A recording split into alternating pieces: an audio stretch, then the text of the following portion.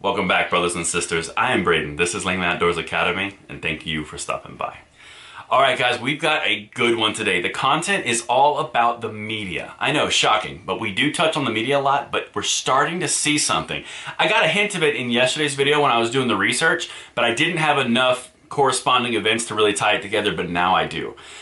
The media is worried they're losing control of the narrative on guns in this country. And honestly, they are. We've been talking about it ever since, let's say, mid-January of this year.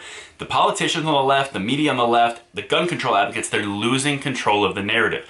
Polling across the nation shows it. Lack of action on gun control bills shows it. Across the nation, we're going in a positive direction on gun rights. Even if you refer back to the video I did on MSNBC where they were freaking out about the fact that they were losing ground of what they thought they should be getting, and gun rights were growing. It's huge, guys, and here's more evidence. The media always does this thing, and if you guys have been around for a while, leave it in the comments field below. Or if you've even noticed this, or if you haven't, just let me know what you think. The media always does this thing. They will report on anything negative exactly how it is in the negative light of whatever is going on. However, if it goes against their narrative, like for example, gun control and gun rights growing, they will report the fact but then cushion it with a negative spin. They always do that. And when you see multiple agencies doing it, you notice there's a correlating event. And we've got 3 right here. But here's the important part. We all know the media is against us. On the ground, even in far left bastions, they're starting to have whispers of conversations that we have had on this channel, and it's huge. And everything is in the description box below. I'd love to make you check my receipts, see if I'm good. But now let's dive into it. So, the first 3 articles I'm going to throw at you. First one, gun sales to black buyers have surged. Gun store ownership by black people has not. Positive cushioned by a negative. First-time gun buyers help push record U.S. gun sales amid string of mass shootings. Positive wrapped in a negative. Black-owned gun club opening doors for women. Black-owned gun club good. Oh, they're just now opening for women? Cushioned with negative. Now, all of these articles, you can look them up on your own. That's not the point of this video. Those are just the titles. All these articles have a very heavy element of racial division, of sexual division. They're trying to make sure we don't unify, because if we do, they're toast, and they know it. And that's why we're all about unity on this channel. Here's what's happening, and this is what they don't want to happen. Check this out. This article, again, it's in the description box below. This is from the Slate. Slate is very far left. This is a conversation between 2 people. One is the gun reporter for The Guardian, the European or English newspaper or publication. The other is the interviewer from Slate. Okay, both far left organizations specifically around guns. The name of this article is "What Our Conversations Over Gun Violence Are Urgently Missing. The vast majority of gun-caused deaths aren't what you might think they are." Okay, that's like something you'd see on my YouTube channel. But let's dive in a little bit further. Listen to these quotes, the conversation back and forth. There are so many lies that we tell ourselves about shootings. There are still a lot of people who work under the assumption that gun violence just happens in certain places. That's it by happenstance, a byproduct of choosing to live in a bad neighborhood. Interviewer: do you feel like Americans are being lied to? Answer: I don't think they're getting the full picture. I think if you want to call it a lie by omission, that would be fair. Okay, let's continue. If we were able to reduce suicides and community violence, if we focused in on those issues in particular, do we have any idea of the scope of what we could do? Like, what would it change about gun violence as a whole? Something that we've talked about for months. Answer: this is crazy. Well, it would drop off dramatically. 2/3 of gun violence is suicides, and after that is incidents of community violence. So if we were to address these 2 main drivers, the drop would just be so dramatic. It wouldn't completely eliminate gun violence, but I think we would start to see a steep decline that people would ask, what is going on? Because these are the 2 biggest ways gun violence manifests itself. That is like a quote, that's actually more aggressive than I would put it on my channel. They're starting to notice what's happening, guys, and this is a positive thing. They're not seeing the movement that they want, and they're diving into underlying deeper issues. This is a positive for us, and we're going to pour water on it, let it grow. Check it.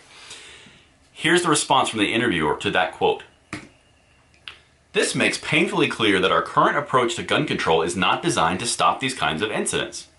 You've said community violence requires community intervention and that thinking about gun violence as a physical and a mental health problem would go a long way. These are arguments that the Second Amendment supporters have been having for years, but we were mocked like we were ridiculed. All of these things saying, oh, you're just crazy and too stupid to understand what's going on. Well, now they're having these conversations over here because the rights are going to be passed on to our next generation, guys. This is the point.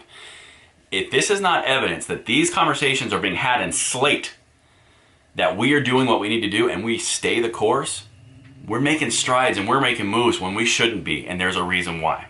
Just saying. All right. Now, the next article, I'm going to tie this together. This is a local area in Florida. This is a big deal. So, it's called, the article's called, Organizers Call on Communities to Address Growing Gun Violence in Brevard with Peaceful Sine Wave Event.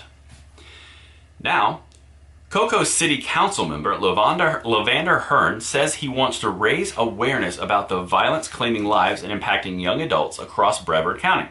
He's one of the organizers of rallies scheduled at noon Sunday in Cocoa, Titusville, Palm Bay, and Melbourne, all cities in Florida, aimed at calling for communities to focus on changing youth culture and reducing violence. You notice something that's key, that's not there? They didn't blame everything on guns. He says youth culture and reducing violence.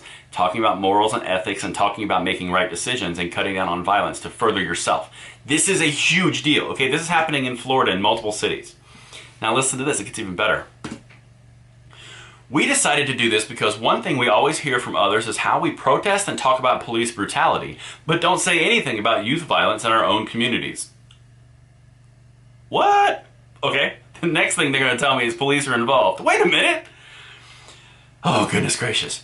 I wanted to stand up and say, yes, we care about our community and we want the violence, whether it's done with guns or in other ways, to stop. This is a council member in Florida. They're starting to get it. It's not the tool used, it's the motivation that drives the tool. It is in the person. They're starting to understand. This is not national yet, we got a long way to go, but this is green shoots, if you want to call it something like that. Now, there are reports counter-protesters who receive Hearn's sine wave as an anti-Second Amendment event plan to show up. He said, "This isn't about the Second Amendment and it's not a protest against law enforcement. Law enforcement officers are my brothers and I work alongside them every day. This is about the community." And this is the important part that you and I need to talk about and address in the gun world. I will hear anyone. I will sit down and talk with anyone on their proposals. As long as they don't invalidate and basically contradict a given right to us in our Constitution, I will have a conversation with you. When we're starting to talk about things like community violence, when we're starting to talk about things like violence in general, youth culture, youth responsibility, I am all down and I will help you. This channel will go there. But the big thing here, guys, these conversations are starting to be had, and even though the media is trying to frame it as divisive and division and we can't be together, this is happening on a smaller scale, and it's only going to grow from here, and this channel is going to be a huge part of that, and so are you. And with that, guys, I hope that brings some hope to your day. I hope that gives you something to look at that the media is doing because they're scared and afraid. And until tomorrow, I'm Braden. See you later.